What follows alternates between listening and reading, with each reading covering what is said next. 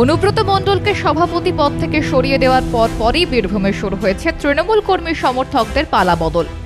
বিধানসভা ভোটের আগে ক্রমশ শক্তি বাড়াচ্ছে গেরুয়া শিবির।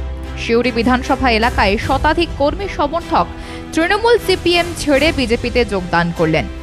সিউড়ির নানা প্রান্ত থেকে আগত শাসক দলের কর্মীরা ভারত মাতা কি জয় এবং জয় শ্রীরাম স্লোগান তুলে বিজেপিতে যোগ দেন। নতুন যোগদানকারীদের হাতে বিজেপির পতাকা তুলে দেন জেলা সভাপতি ধ্রুব সাহা। এটা শুধু সংখ্যা নয়, এটা একটা বার্তা। মানুষ আজ আর দুর্নীতি, তোষণ ও সন্ত্রাসের রাজনীতি চায় না।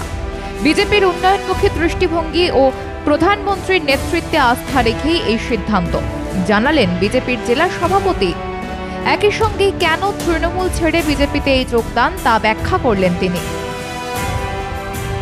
তৃণমূলের কে নেতা বীরভূমে ঠিক করতে পারছে না, কোর কমিটির প্রতি ভরসা নাই। মিছিল দেখছেন, এক নেতা বাঁ দিকে যাচ্ছে, এক নেতা ডাইনে যাচ্ছে। 16 বইয়ের আমার इंग्रेज जमानों का जेलर का याद आता है। हम इंग्रेज जमानों का जेलर है, आधा बाएं जाओ आधा दाएं जाओ, बाकी सब मेरा साथ आओ। তৃণমূলের অবস্থা তাই।